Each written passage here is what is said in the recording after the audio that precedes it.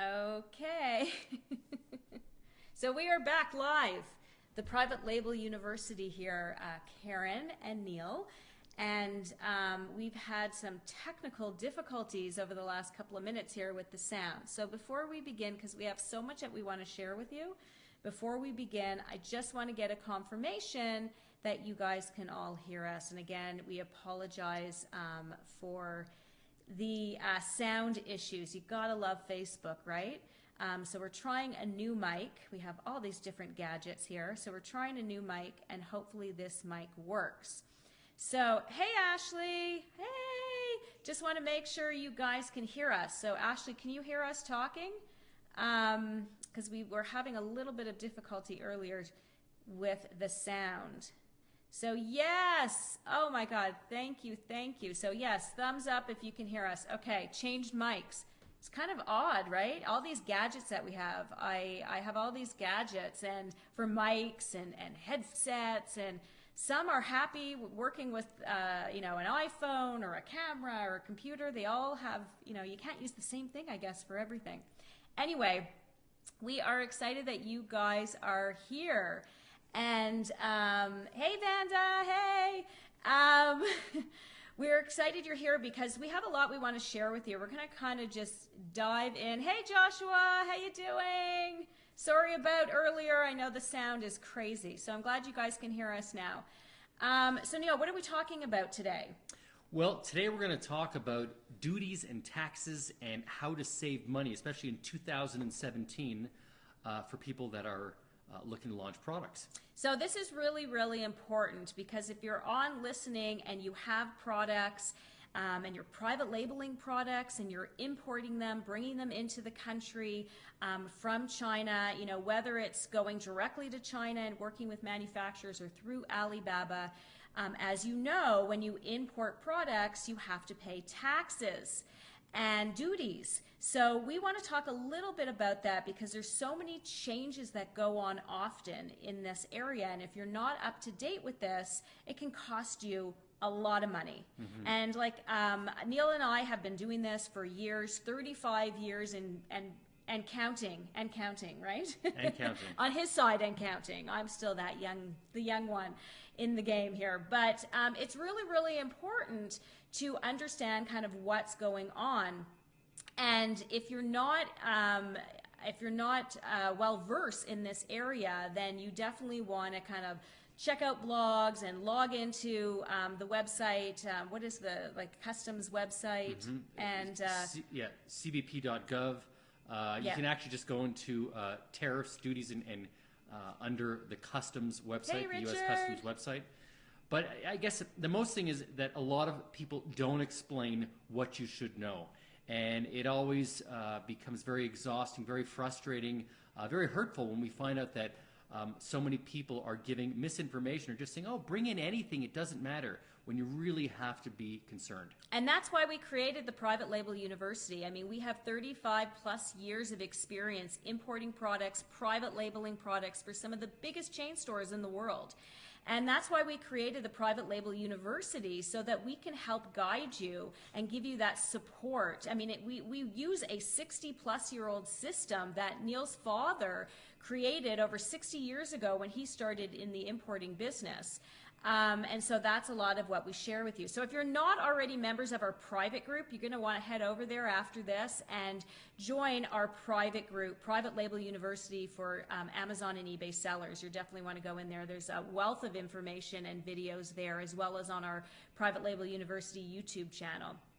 The other thing, what Neil was talking about as well, is there's so much miscommunication and wrong information out there, and this is all your money, so you want to make sure that you're aligning yourself with the right people. Again, a reason why we started the Private Label University, and the reason why we actually do our live events in China, so that we can show you hands-on and implement everything to show you what you need to know, whether it's regards to finding products or importing products, customs, everything.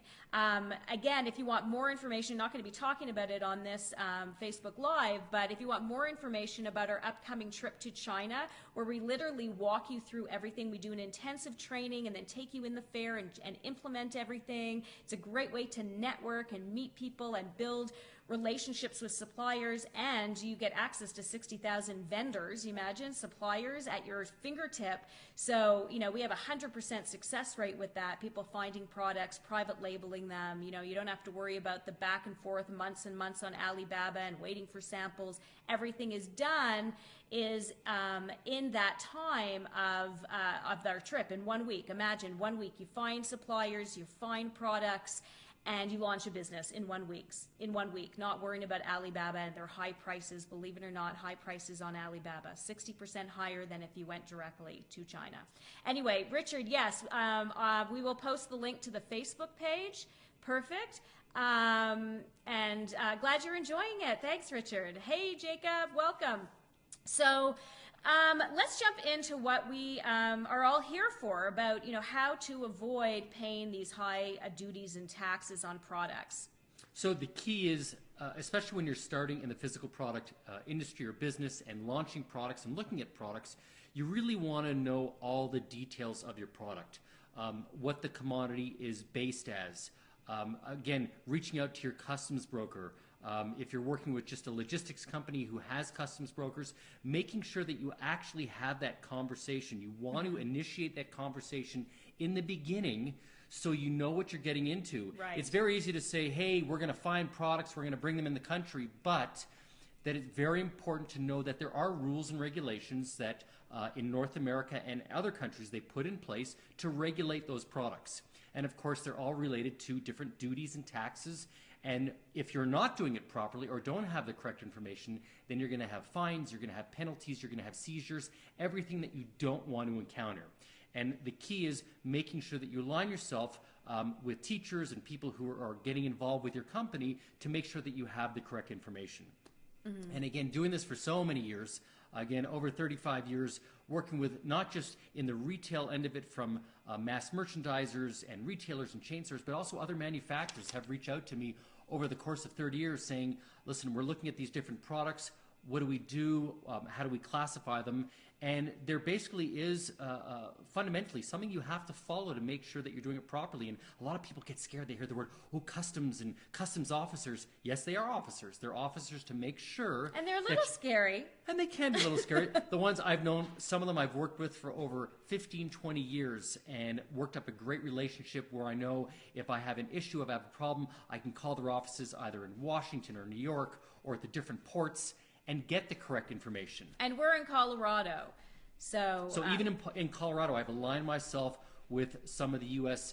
customs officers and agents who work here on the ground, because a lot of times we will bring products directly in here and clear them here. Mm-hmm. And that's another thing that you really have to discuss with your customs agent as well as your logistics agent, where you're going to have products cleared when you're bringing them in the country. When I say cleared, meaning when it's brought into the country, if you're the consignee, you have to make sure it reaches a port and someone is basically on behalf of that product is going to sign for it. Mm-hmm. So you want to make sure that you have all the information of that product. So it's basically you're not hiding anything, and that's the key. You don't want to show that you're hiding any information. So maybe what we can do is, and like I said, this is live, so I'm just kind of throwing this out. So maybe we can kind of walk through like something, like an experience that we personally had or a client has personally had, without, of course, mentioning names and products and stuff like that, that kind of give everyone an example. Sure. Well, I always like to, it's a very interesting story where working with companies that were involved in display items, and especially mannequins. So when you walk through, you walk along the street, whether it be in New York City or, all the big stores have their mannequins in the windows, and they have different props, mannequin related. And I was hired by a number of companies to help them import mannequins and mannequin parts. Well, I knew what the classification was, but the company wanted to take it upon themselves. We kind of aligned them with different manufacturers and what to bring in. And what happened was when the products arrived, Customs made a call, and they actually sent a customs officer over to the corporate office and said, hey, we need you down at the port because we need you to open the doors. We're going to be there with guards to open the doors to the containers because we're questioning what you're bringing in. And we actually did a full x-ray of your container, and it's in question. So they actually had to hire an attorney to come down with them. Long story short, these were plastic mannequins, but the way they had them, they actually put them into cases, into wood crates. And so it looked like bodies were in the crates. And so they were very concerned that they were maybe bringing in people, or they were importing carcasses or cadavers. They didn't know what. And of course, they explained they were just dolls, but it was something that there was a red flag. You know, right. What is this? So it was a matter of, again, making sure on the paperwork everything was clear. It was a mannequin. It was for display. It was made out of plastic. It was made out of wood. All the components, they were in wood crates. The wood crates were inspected, and actually showing that information on the Chinese side as well. So China Customs is evaluating, they're stamping their approval that they've seen everything that's in it. And when they hand off that information to the logistics agents in America, then of course it gets handed to the customs agent, who can then call and contact, and your customs broker can speak on your behalf and know that everything is legal and copacetic. So, and also to keep in mind too, once you're flagged, you're kind of on watch. So you don't want to be on watch, right? Because then they, you know, it just delays things, and then there's charges if you have to be held up and all that stuff too. And it could be the simplest of products, where if you have different components that are made in different countries and then maybe assembled in another country, you really want to be open to how you're having the product manufactured. Now, trade secrets are your secret. And there are things that you can file to make sure that it's still your trade secret and no one else knows about it. But again, it's making sure that you're following the procedures on paper, so you have that paper trail. Very important to everyone involved in U.S. Customs, U.S. attorneys, that they know that you have that paper trail, whether it be digital or actual paper. And the same thing goes back to the duties and taxes too, understanding your product and not relying on your manufacturer to understand it, because it's different in different countries. So, I mean, we've had so many different stories being told to us, and even learning lessons throughout the years, where we're looking at products, and then when you bring them in, the taxes are so much higher because of anti-dumping. Yeah, you really, again, knowing what your product will be classified at. So every product that enters into North America, and again other countries, are classified with a specific tariff code. And you want to make sure that harmonized tariff code matches your product. And when you go online, speak to your customs brokers, they can get so detailed into the components, again, to save you money on the taxes. Because if they don't know, a lot of customs brokers, unfortunately, don't know all the rules and regulations, and they'll say, oh, we're going to classify it under this because we think it's this. Well, it's up to you as the importer of record to really know how that product is classified. It may take you a few extra hours, a few extra days to specifically find out how it's classified, but there are agencies that you can reach out to make sure your classification is 100% and maybe free. It's duty-free product that you never even realized. But because your customs broker, oh, it may fall into that classification or that category, he just puts that classification down. So again, it's aligning yourself with the right people is such a key in the industry. It really, really is. It is. It is. And again, you can always, it's up to you. You can interview different customs brokers. If your logistics agent says, well, this is who we use, you're not forced to use only them. You can reach out to a few different customs brokers in your area. They're in the phone book. You can go online and just ask them a few questions. Have you ever imported this item? What do you classify it as? Do you have any experience with this type of classification or this type of product line? If they have absolutely no experience, well then you're going to be doing most of the work. And you really want to have a customs broker who has a lot of experience, who's worked with customs, who's worked with all the agencies and all the ports, so they have the correct information. Especially if you're new to the game. And when we say new to the game, we say even a couple of years. That's still new to the game, right? You want to make sure that you're surrounding yourself with people who know what they're doing. So it just saves you a ton of time, and in the end, it's going to save you a ton of money as well. And even another interesting story is I knew a company that I worked with who was importing balls. They were importing glass balls. Well, at the time that they were importing, do you remember the old clackers? They would go together. I don't think they call them that, but yeah. Well, in Canada, they call them clackers. They may call them, I don't know. But at one point, they were actually filed as a weapon because people were using them as weapons. Well, this company was using as an ornamental product. And because they didn't classify them, because the broker at hen that was doing the classification just filed it under what he thought it would be, Customs seized it, they wouldn't allow it in the country, and they actually had to return it. So it actually arrived in the port in California, and it had to be reshipped back because it was entered as a weapon. And of course, red flag comes up, weapons not allowed, and drugs cost, not allowed, right? chemicals, and the cost. And so the cost to bring it in, paying all those fees, paying all those penalties, paying to have a supervisor go in and actually open and do the inspections, and then reship it. It was a liquidation. And then the cost of the money. product that you didn't even get to use. Correct. So, yeah. So, no, definitely understand that. So perfect. We hope that you found value to this. I'm going to actually just look over here onto the computer, see if there's any questions. If you have any questions, please comment, put them in the comment box, and we would love to answer the questions. Also, just so you know, what we've decided to do on our Facebook page. I'm losing my mind here.